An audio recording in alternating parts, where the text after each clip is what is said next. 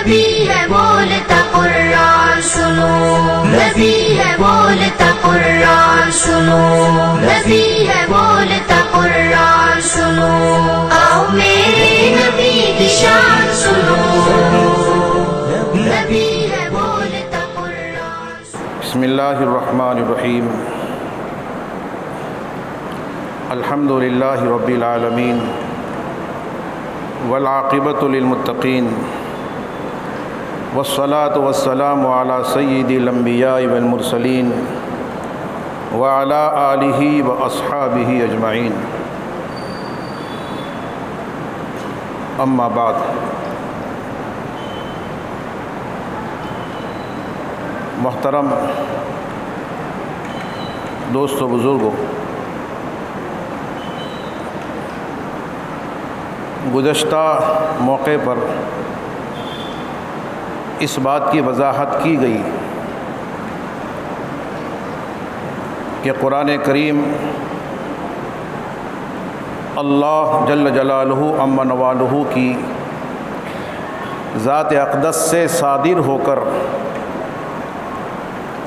لوح محفوظ میں جلوہ گر ہوا اور وہاں سے بیت معمور میں اس کو اتارا گیا۔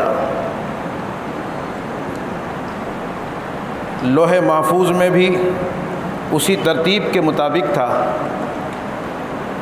جس ترتیب کے مطابق آج ہمارے پاس موجود ہے، اور بیت المعمور میں بھی اسی ترتیب کے مطابق اتارا گیا جس ترتیب کے مطابق آج ہمارے پاس پورا قرآن کریم موجود ہے۔ پھر نبی کریم صلی اللہ علیہ وسلم پر بیت معمور سے تھوڑا تھوڑا کر کے حالات، ضرورت اور واقعات کے مطابق اتارا گیا۔ 23 سال کے عرصے میں مختلف موقعوں پر مختلف آیتیں اور صورتیں اللہ جل شانہ نے نبی کریم صلی اللہ علیہ وسلم کے قلب مبارک پر،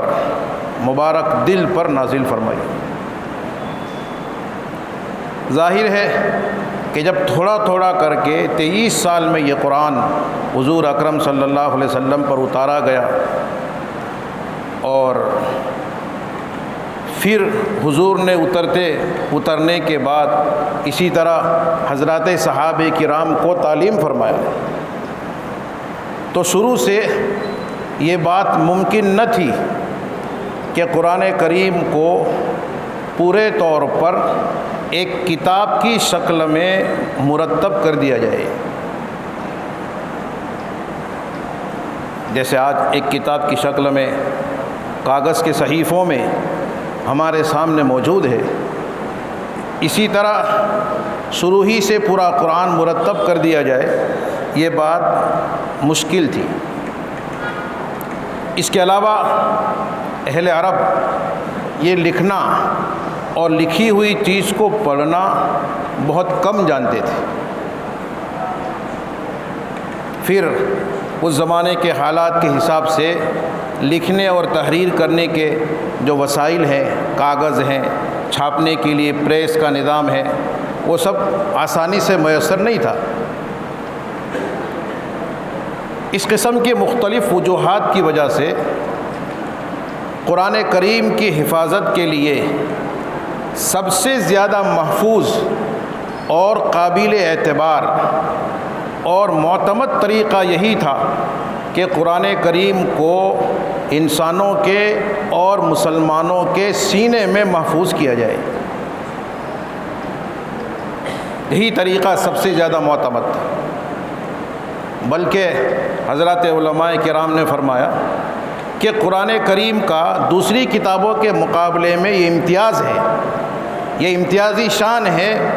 کہ اللہ پاک نے قرآن کریم کو لوگوں کے سینوں میں محفوظ کر دیا اور لوگوں کے سینوں کو قرآن کریم کے لیے کھول دیا۔ یہ قرآن کا امتیاز بھی ہے اور قرآن کریم کا معجزہ بھی ہے۔ حدیث شریف میں ہے منزل علیک کتابا لا یغسلہ الماء۔ اللہ تعالیٰ نبی کریم صلی اللہ علیہ وسلم کو فرماتے ہیں کہ ہم آپ پر ایسی کتاب اتارنے والے ہیں جس کتاب کو پانی دھو نہیں سکتا۔ ظاہر بات ہے کہ اگر کتاب کاغذوں میں لکھی ہوئی ہوگی تو اس کو پانی کے ذریعے دوسرے وسائل کے ذریعے سے جلدی سے مٹایا جا سکتا ہے، لیکن انسانوں کے سینے میں محفوظ ہوگی تو اس سینے سے نکالنا یہ کسی کے لیے ممکن نہیں ہے۔ تو یہ قرآن کا امتیاز بھی تھا اور قرآن کا معجزہ بھی تھا کہ اللہ پاک نے سب سے پہلے قرآن کی حفاظت کے لیے مسلمانوں کے سینے کو منتخب فرمایا۔ قرآن مجید میں اللہ تعالیٰ فرماتے ہیں انا نحن نزلنا الذکر و انا لہ لحافظون، کہ ہم ہی نے قرآن مجید کو اتارا ہے اور ہم ہی اس کی حفاظت کرنے والے ہیں۔ اس آیت میں صراحت ہے کہ قرآن کی حفاظت کا وعدہ اللہ جل شانہ نے فرمایا ہے اور وہ خود حفاظت کریں گے اور اس کا نظام بنائیں گے، لیکن اس بات کی طرف اشارہ بھی ہے کہ اس قرآن کی حفاظت کے لیے اللہ جل شانہ حافظوں کے سینوں کو اور ان کی صلاحیت حفظ کو ذریعے کے طور پر عالم اسباب میں استعمال کریں گے۔ حافظون جمع کا لفظ ہے، حفاظت کرنے والے، حفظ کرنے والے۔ تو عالم اسباب میں ذریعے کے طور پر اللہ پاک حافظوں کے سینوں کو قرآن کی حفاظت کے لیے منتخب کریں گے، اس بات کی طرف اشارہ اس آیت کریمہ میں موجود ہے۔ اس لیے اللہ پاک نے قرآن کی حفاظت کے لیے سب سے پہلے یہ نظام بنایا کہ اس قرآن مجید کو مسلمانوں کے سینوں میں محفوظ کر دیا جائے تاکہ اچھے طریقے سے اس کی حفاظت بھی ہو اور اس زمانے کے لحاظ سے آسان طریقے سے اس کی وسیع پیمانے پر اشاعت بھی ہو۔ اس زمانے میں قرآن کی اشاعت کا آسان طریقہ یہی تھا کہ ایک سینے سے دوسرے سینے کی طرف اور دوسرے سینے سے تیسرے سینے کی طرف اس کتاب کو اور اس کتاب کی ہدایات اور تعلیمات کو منتقل کیا جائے۔ اللہ پاک نے سب سے پہلے نبی کریم صلی اللہ علیہ وسلم کے سینے میں اس قرآن کو محفوظ کیا۔ آپ سب سے پہلے حافظ قرآن ہیں۔ حضرت عبداللہ بن عباس رضی اللہ تعالیٰ عنہ فرماتے ہیں کہ جب قرآن کا کوئی حصہ نازل ہوتا تو نبی کریم صلی اللہ علیہ وسلم قرآن اترتے وقت قرآن کو سننے کے ساتھ ساتھ اپنے ہونٹ ہلاتے تھے، یعنی آہستہ آہستہ اس سنے ہوئے کو پڑھتے تھے تاکہ یاد ہو جائے، اور اس سے آپ کو ڈبل مشقت ہوتی تھی، ایک سننے کی اور ایک پڑھنے کی۔ تو اللہ جل شانہ نے قرآن کی آیتیں اتاری اور آپ کو اس کام سے روک دیا کہ آپ کو فقط سننا ہے، آپ کو یاد رکھنے کے لیے اپنی زبان سے پڑھنا نہیں ہے، جو پڑھا جا رہا ہے اس کو آپ دھیان سے سنو۔ قرآن میں ہے لا تحرک بہ لسانک لتعجل بہ، اللہ تعالیٰ نے نبی کریم صلی اللہ علیہ وسلم کو فرمایا کہ آپ اپنی زبان کو حرکت نہ دیں اس غرض سے کہ آپ قرآن کو جلدی لے لیں، یعنی جلدی سے یاد کر لیں، اس مقصد سے آپ اپنی زبان کو حرکت نہ دیں۔ ان علینا جمعہ و قرآنہ، کیونکہ ہمارے ذمے ہیں اس قرآن کو آپ کے دل و دماغ میں جمع کرنا، یعنی آپ کے سینے میں محفوظ کرنا، ہم کریں گے۔ وہ قرآنہ، اور اس کا پڑھوانا، یعنی آپ کی زبان سے پڑھوائیں گے بھی ہم۔ تو آپ اس مقصد کے لیے کہ یاد ہو جائے زبان نہ ہلاؤ، بلکہ کیا کرو فَإِذَا قَرَأْنَاهُ فَاتَّبِعْ قُرْآنَهُ، جب ہم قرآن پڑھیں یعنی ہمارا نمائندہ جبریل قرآن کو پڑھیں تو آپ ان کے پڑھنے کی، ان کی پڑھائی کی پیروی کریں، یعنی ان کے پڑھنے کی طرف دھیان اور توجہ کے ساتھ سنیں، اس کی طرف دھیان دیں، اس کو سنیں۔ ثم ان علینا بیانا، پھر ہمارے ہی ذمے ہیں اس کے مضمرات کو کھولنا، یعنی اس کے معنی کو اور اس کے مطالب کو کھولنا اور اس کو سمجھانا، یہ بھی ہمارے ذمے ہیں۔ تو اللہ تعالیٰ نے نبی کریم صلی اللہ علیہ وسلم کو روک دیا اس کے بعد سے عام طور پر آپ صلی اللہ علیہ وسلم اس طرح اپنے ہونٹ نہیں ہلاتے تھے، بلکہ جیسے ہی وحی نازل ہو کر ختم ہوتی تھی، خود بخود آٹومیٹک آپ صلی اللہ علیہ وسلم کے دل میں وہ وحی محفوظ ہو جاتی تھی۔ اس طرح نبی کریم صلی اللہ علیہ وسلم کا سینہ مبارک یہ قرآن کریم کا ایک محفوظ گنجینہ اور خزانہ تھا،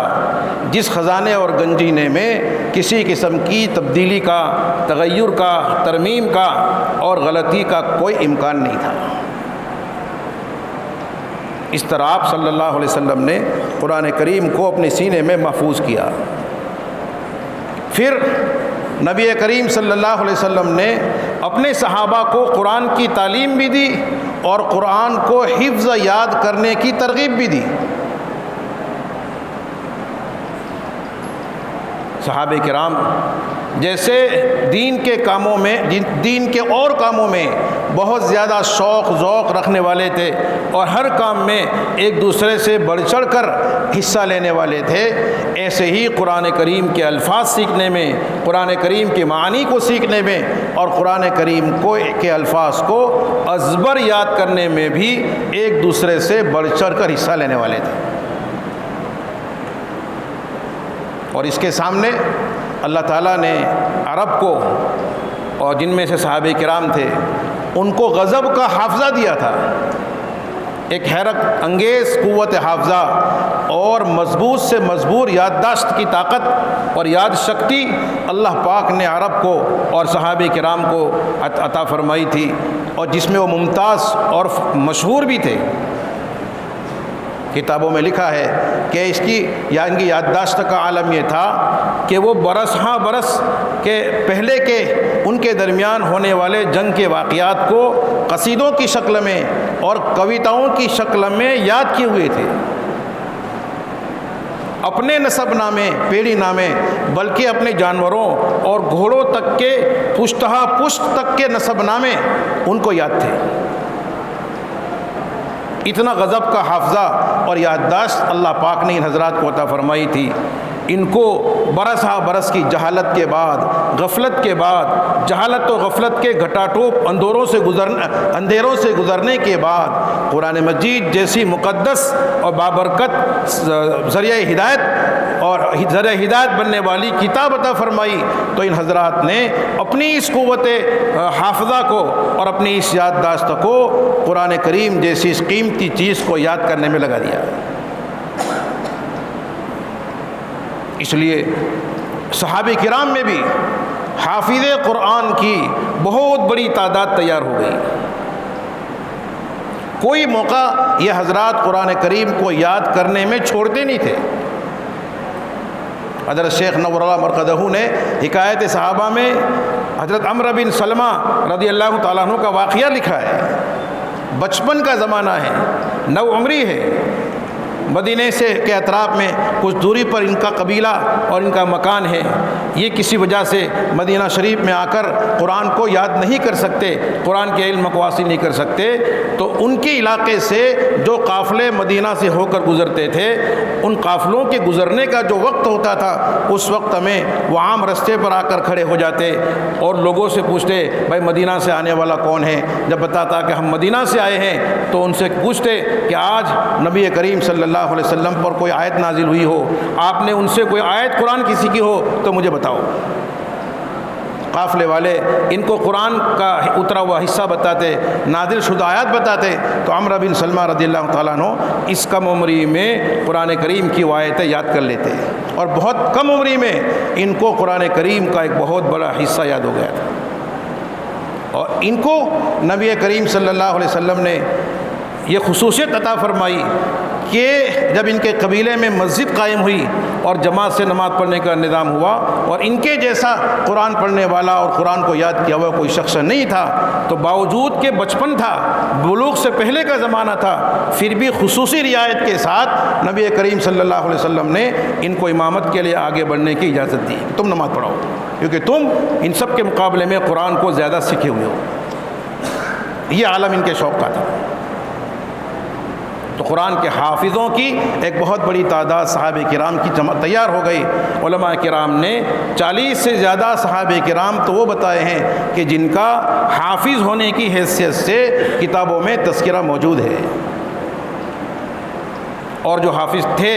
لیکن ان کا تذکرہ کسی وجہ سے حافظ ہونے کی حیثیت سے روایت میں محفوظ نہ رہ سکا، وہ اور تھے، یقیناً تھے، کیونکہ بہت سے واقعات سیرت و تاریخ میں ایسے ملتے ہیں کہ جن واقعات میں قرآن کریم کے حافظوں اور قاریوں کی ایک بہت بڑی تعداد شہید ہو گئی۔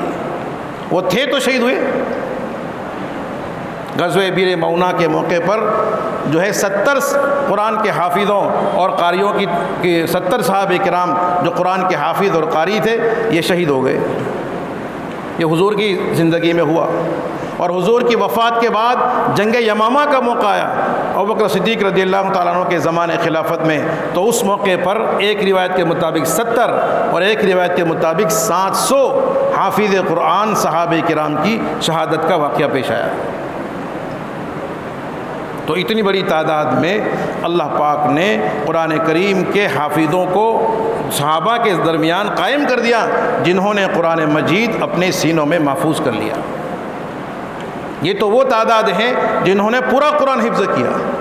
باقی اس کے علاوہ اپنی اپنی ضرورت کے مطابق، موقع کے مطابق جنہوں نے کچھ صورتیں یاد کی، وہ تعداد تو علماء نے فرمایا ہے کہ بے شمار ہے۔ اس طرح اللہ تعالیٰ نے قرآن کی حفاظت کے لیے سب سے پہلا نظام قائم فرمایا۔ یہ قوت حافظہ پر اور سینے میں محفوظ کر کے قرآن کی حفاظت کرنا، یہ اس زمانے میں اصل طریقہ تھا اور محفوظ اور معتمد طریقہ تھا۔ لیکن اس کے باوجود بھی اس نظام کو اور زیادہ اعلیٰ سے اعلیٰ بنانے کی غرض سے اور مضبوط سے مضبوط بنانے کی غرض سے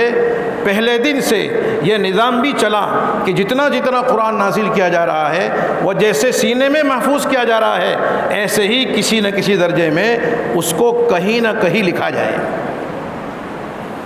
وسائل کم تھے، لیکن جو وسائل میسر تھے، جس طرح بھی بن سکتا تھا اس طریقے سے اس کو لکھنے کا اہتمام کیا جائے۔ چنانچہ حضور اکرم صلی اللہ علیہ وسلم کا یہ معمول تھا، مختلف روایتوں میں موجود ہے کہ جب بھی قرآن کریم کا کوئی حصہ، وحی کا کوئی حصہ حضور اکرم صلی اللہ علیہ وسلم پر نازل ہوتا اور نازل ہونا ختم ہوتا تو نبی کریم صلی اللہ علیہ وسلم وحی کو لکھنے والے کچھ صحابہ کرام کو آپ نے مقرر کیا تھا، ان میں سے کسی کو بلاتے، جو موجود ہوتا اس کو بلواتے اور بلوا کر ان سے کہتے کہ وحی لکھو۔ چنانچہ اس وقت ان کو جو چیز دستیاب ہوتی، چاہے درخت کا پتا ہو یا پتھر کی کوئی تختی یا سل ہو یا بانس کا ٹکڑا ہو، کھجور کی شاخ ہو، جو چیز اس وقت میسر ہوتی اس چیز کو لا کر نبی کریم صلی اللہ علیہ وسلم کے بتائے ہوئے طریقے کے مطابق وہ قرآنی آیات کو لکھتے تھے۔ جب لکھنا پورا ہوتا تو حضور اکرم صلی اللہ علیہ وسلم کہتے کہ لکھا ہوا مجھے پڑھ کے سناؤ۔ حضور اکرم صلی اللہ علیہ وسلم دوبارہ اس کو سنتے تاکہ کہیں کوئی فر و گزاشت ہے، کوئی غلطی ہے تو اس کی اصلاح کریں۔ جب پکا ہوتا کہ لکھنے میں کوئی غلطی نہیں ہے تو پھر نبی کریم صلی اللہ علیہ وسلم لکھنے والے کاتب وحی کو، صحابی کو کہتے کہ اب اس آیت کو اور قرآن کے اس حصے کو دوسرے لوگوں تک پہنچاؤ۔ اس طرح نبی کریم صلی اللہ علیہ وسلم نے اول سے لے کے آخر تک، جب تک آپ پر قرآن کریم نازل ہوتا رہا تب تک آپ وہی لکھنے والے صحابہ کرام کے واسطے سے کسی نہ کسی چیز پر قرآن کریم کو لکھواتے رہے۔ اس طرح پورا قرآن حضور اکرم صلی اللہ علیہ وسلم پر نے اپنے صحابہ کے پاس لکھوایا، لیکن وہ ایک تو متفرق چیزوں پر لکھا گیا، جیسے میں نے کہا کہ پتھر کی تختی پر، کھجور کے شاخ پر یا درخت کے پتے پر یا کسی جانور کی کوئی پاک صاف ہڈی مل گئی جس پر لکھا جا سکتا ہے تو اس پر بھی لکھا گیا اور لکھ کر اس کو محفوظ کر دیا گیا۔ کاغذ پر بہت کم لکھا گیا، اس وقت تک کاغذ عام طور پر میسر نہیں تھا، دستیاب نہیں تھا۔ تو قرآن لکھا گیا، اکٹھا کیا گیا، لیکن متفرق چیزوں پر لکھا گیا۔ آج جس شکل میں ہمارے پاس کاغذوں پر لکھا ہوا موجود ہے، اس شکل میں اور اس ترتیب کے ساتھ نہیں لکھا گیا۔ ہاں البتہ اتنی بات تھی کہ جب بھی کوئی آیت نبی کریم صلی اللہ علیہ وسلم وحی کے بعد صحابہ کو لکھاتے تو لکھاتے وقت یہ بتاتے تھے کہ دیکھو اس آیت کو فلاں صورت میں فلاں آیتوں کے بعد لکھنا ہے۔ تو ہر آیت کے مقام کو اور اس کے موقع کو نبی کریم صلی اللہ علیہ وسلم نے بتا دیا تھا۔ وہ آیت چاہے اتری بعد میں ہو، لیکن اس کو رکھنا ہے پہلی اتری ہوئی صورت کے ساتھ یا پہلی اتری ہوئی صورتوں کی آیتوں کے درمیان میں۔ تو نبی کریم صلی اللہ علیہ وسلم اپنے صحابی کو اور کاتب وحی کو اس کی بھی نشاندہی فرماتے تھے۔ اس طرح جو ہے حضور اکرم صلی اللہ علیہ وسلم کے زمانے میں قرآن شریف کو یاد بھی کیا گیا اور قرآن شریف کو لکھا بھی گیا۔ یہ جو اور پھر صحابہ کرام جو سینے سے سینے میں قرآن کو لیتے تھے، وہ بسا اوقات ضرورت پڑنے پر دوسرے صحابی ساتھیوں کے پاس سے لکھا ہوا قرآن وہ بھی نقل کرتے تھے۔ چاہے کسی نے پورا قرآن نقل کیا، چاہے کسی نے قرآن کا کچھ حصہ نقل کیا، لیکن بہرحال وہ نقل ضرور کرتے تھے تاکہ ضرورت کے وقت کام آئے۔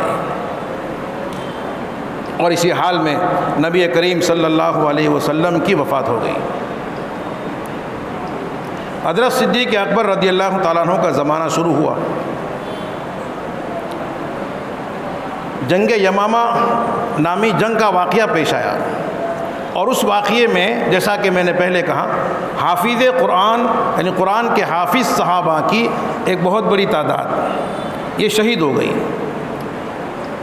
تو حضرات صحابہ کرام کو اور خاص طور پر حضرت عمر فاروق رضی اللہ تعالیٰ عنہ کو، حضرت ابوبکر صدیق رضی اللہ تعالیٰ عنہ کو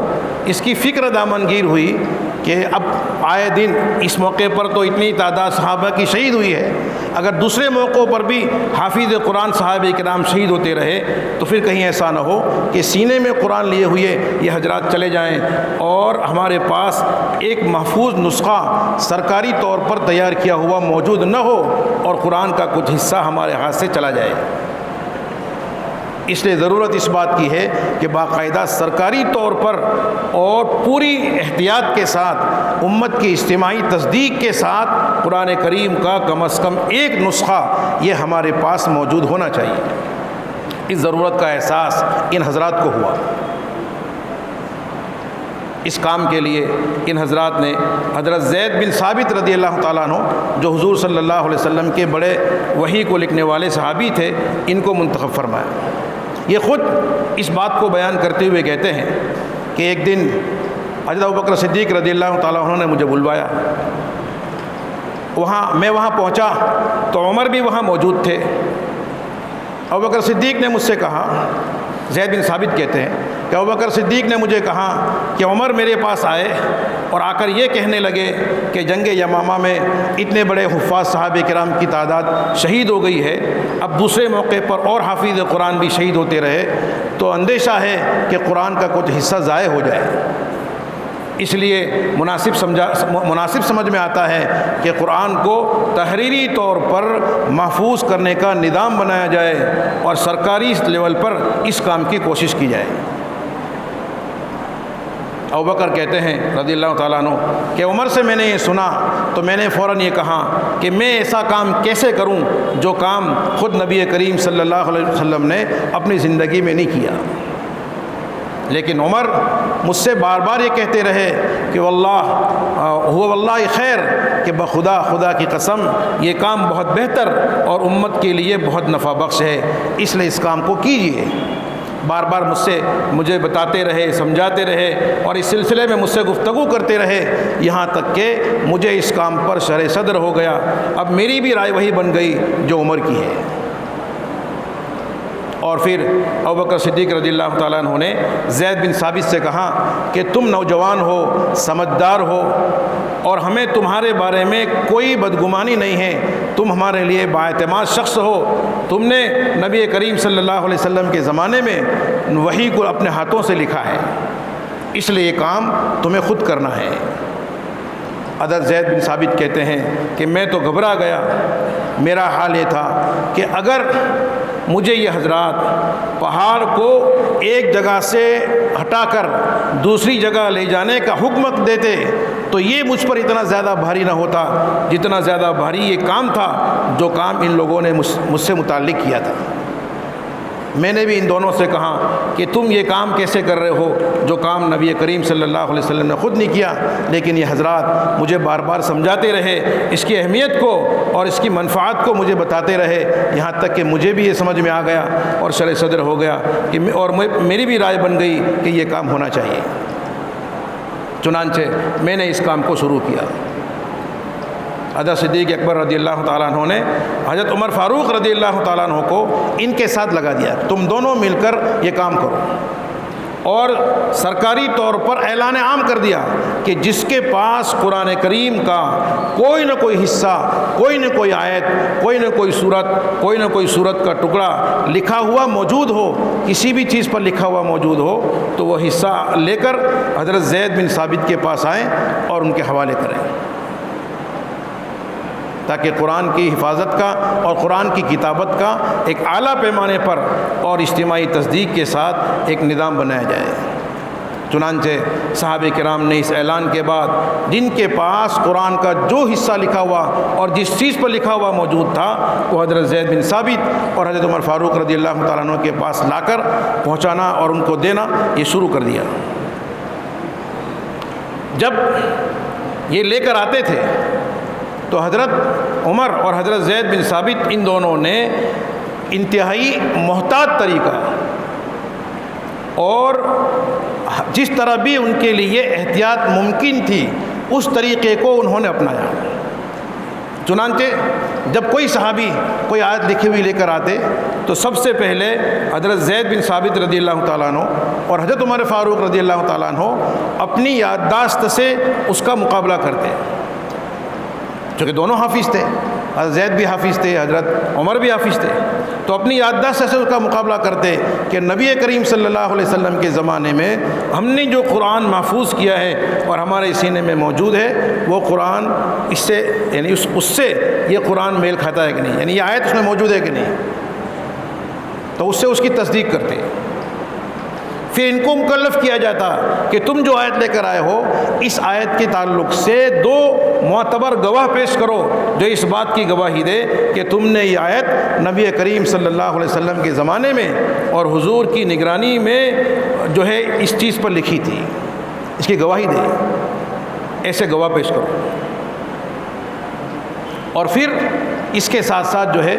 چونکہ بہت سے صحابہ کے پاس حضرت علی رضی اللہ تعالیٰ عنہ ہیں اور بھی حضرات ہیں، تو ان کے پاس الگ الگ پارچوں میں اور حصوں میں قرآن پورا لکھا ہوا تھا، تو قرآن کا مجموعہ تھا ان کے پاس، تو ان کو بھی ان لوگوں نے منگوا لیا اور پھر اس مجموعے کے ساتھ اس آیت کا موازنہ اور اس کا مقابلہ کرتے کہ یہ آیت ان میں بھی ہے کہ نہیں۔ اس طرح انتہائی محتاط اور معتبر طریقے سے قرآن کریم کی ان آیتوں کو جمع کیا گیا اور جمع کر کے اس کو لکھا گیا۔ چنانچہ پورا کا پورا قرآن کریم اور قرآن کریم کی تمام صورتیں حفظ کی روشنی میں اور صحابہ کے مجموعہ کی روشنی میں اور وہ لوگ جو گواہ کے ساتھ قرآن کی آیتیں لے کر آئے تھے ان کی گواہوں کی روشنی میں قرآن کریم کی تمام صورتوں کو مرتب کر دیا گیا، یعنی جو آیت لے کر آتے اس کا جو مقام ہوتا اس مقام کے اعتبار سے اس کو دیکھا جاتا۔ اس طرح حضرت زید بن ثابت رضی اللہ تعالیٰ عنہ نے انتہائی محنت اور کوشش کے بعد قرآن کا ایک تحریری نسخہ، ایک لکھا ہوا نسخہ تیار کیا اور ابوبکر صدیق رضی اللہ تعالیٰ عنہ کے سامنے پیش کیا، اور ابوبکر صدیق رضی اللہ تعالیٰ عنہ نے یہ نسخہ سرکاری ریکارڈ میں رکھ دیا۔ اس نسخے میں آیتیں ساری مرتب تھی، جو آیت حضور نے جہاں رکھنے کو بتائی تھی وہیں پر رکھی گئی تھی، ہر صورت مکمل تھی، البتہ صورتیں آپس میں ایک دوسرے سے الگ تھیں، یعنی سورہ فاتحہ کا ایک صحیفہ الگ تھا کاغذ میں لکھا ہوا، سورہ بقرہ کا ایک صحیفہ الگ تھا کاغذ میں لکھا ہوا، سورہ ناس کا ایک صحیفہ الگ تھا کاغذ میں لکھا ہوا، سورہ فلق کا ایک صحیفہ الگ تھا کاغذ میں لکھا ہوا۔ آج کی زبان میں یہ سمجھیے کہ ہر صورت کی الگ فائل تھی، الگ الگ فائل تھی، ہر صورت الگ لکھی ہوئی تھی، صورتوں کو ترتیب کے ساتھ نہیں لکھا گیا تھا۔ ہاں آیتیں مرتب ہو کر صورتیں بن چکی تھی. اس طرح جو ہے یہ نسخہ تیار کیا گیا. اور اس زمانے میں ایک خط تھا لکھنے کا، ایک طریقہ خط حیری جس کو کہتے ہیں، اس میں اس کو لکھا گیا. اور ایک اہتمام اس میں یہ بھی کیا گیا کہ بعض وہ آیتیں جو نبی کریم صلی اللہ علیہ وسلم پر نازل ہوئی اور اس کا حکم بھی باقی رکھا گیا، لیکن اس آیت کی تلاوت کو حضور اکرم صلی اللہ علیہ وسلم نے اللہ کے حکم سے موقوف کر دیا کہ یہ آیت ہے قرآن کی، لیکن اس کو قرآن کے میں شامل نہیں کیا جائے گا، ہاں اس کا حکم باقی رہے گا، جس کو علماء کی زبان میں منسوخ التلاوتی دون الحکمی آیت کہا جاتا ہے. کہ وہ آیت جو حضور پہ اتری اور اس میں جو حکم ہے وہ باقی رہا، لیکن اس کی تلاوت کو کسی مصلحت سے اللہ جل شانہ نے اور اللہ کے حکم سے حضور نے منسوخ کر دیا، موقوف اور بند کر دیا، تو اس کو پھر نہیں لکھا گیا. مثال کے طور پر قرآن کی ایک آیت ہے، یعنی پہلے تھی الشیخ والشیخوخۃ اذا زنیا فرجموہما نکالا من اللہ واللہ عزیز الحکیم، جس میں کوئی شادی شدہ مرد اور شادی شدہ خاتون آپس میں بدکاری کرے، گڑبڑ کرے، تو اس کی جو سزا ہے رجم یعنی سنگساری، پتھر مار کے اسے ختم کر دینا. اس سزا کو اس آیت میں بیان کیا ہے جو آیت میں نے آپ کو سنائی. یہ آیت نبی کریم صلی اللہ علیہ وسلم پہ اتری تھی اور اس میں جو سزا کا حکم ہے وہ باقی ہے، آج بھی باقی ہے، اس وقت بھی باقی تھا، اور صحابہ کے اور حضور کے زمانے میں اس پر عمل بھی کیا گیا. لیکن اس آیت کو تلاوت کے اعتبار سے قرآن مجید میں رکھنا موقوف کر دیا تھا. حضور اکرم صلی اللہ علیہ وسلم نے اس کا بند کرنا بتا دیا تھا، اس لیے وہ آیت آج بھی قرآن میں نہیں ہے. اور اس وقت جب حضرت صدیق اکبر رضی اللہ تعالیٰ عنہ کے زمانے میں حضرت زید بن ثابت اور حضرت عمر فاروق نے جو نسخہ تیار کر کے ابوبکر صدیق کے سامنے پیش کیا تھا، اس میں بھی اس کو نہیں لکھا گیا. تو ایسے اور آیتیں بھی ہیں اور ایسے بہت سارے کچھ کلمات اور الفاظ بھی ہیں کہ جو حضور اکرم صلی اللہ علیہ وسلم پر اترے تھے، لیکن ان کی تلاوت کو بند کر دیا گیا، موقوف کر دیا گیا. تو یہ نسخہ جو تیار کیا گیا تھا اس میں اس کو بھی نہ لکھا جائے، اس بات کا اہتمام کیا گیا. تو ان باتوں کے اہتمام کے ساتھ ساتھ امت کی اجتماعی تصدیق کے ساتھ اور اجتماعی طور پر یہ نسخہ موجود رہے اور اس کو امت کی اجتماعی تصدیق اور توثیق حاصل ہو، اس کو پیش نظر رکھتے ہوئے یہ نسخہ تیار ہوا. اس کے علاوہ بعض صحابہ کے پاس اپنے طور پہ تیار کیے ہوئے نسخے موجود تھے، لیکن یہ اجتماعی نسخہ تھا، امت کی تصدیق سے تیار ہوا تھا اور جس کی تیاری کے لیے یہ بہت سارا اہتمام کیا گیا، جس اہتمام کی وضاحت میں نے آپ کے سامنے کی. اور پھر یہ نسخہ کہلایا، یعنی قرآن کا بنیادی نسخہ جو صدیق اکبر رضی اللہ تعالیٰ عنہ کے زمانے میں ان کے پاس رہا اور ان کے انتقال کے بعد حضرت عمر رضی اللہ تعالیٰ عنہ کے پاس رہا، اور ان کے انتقال کے بعد حضرت حفصہ رضی اللہ تعالیٰ عنہ کے پاس گیا، اور حضرت حفصہ رضی اللہ تعالیٰ عنہ کی حیات میں حضرت عثمان غنی رضی اللہ تعالیٰ عنہ نے اپنی زمانے خلافت میں جب قرآن کریم پر مزید کام کرنے کا ارادہ کیا تو اس موقع پر حضرت حفصہ سے نسخہ منگوایا اور آپ نے مزید اس پر کام کیا. انہوں نے جو کام کیا وہ انشاءاللہ آئندہ مجلس میں آپ حضرات کے سامنے رکھا جائے گا. اللہ پاک ہم تمام کو کہنے سننے سے زیادہ عمل کی توفیق عطا فرمائے. سبحان اللہ وبحمدہ، سبحانک اللہم وبحمدک ونشہد ان لا الہ الا انت نستغفرک ونتوب الیک.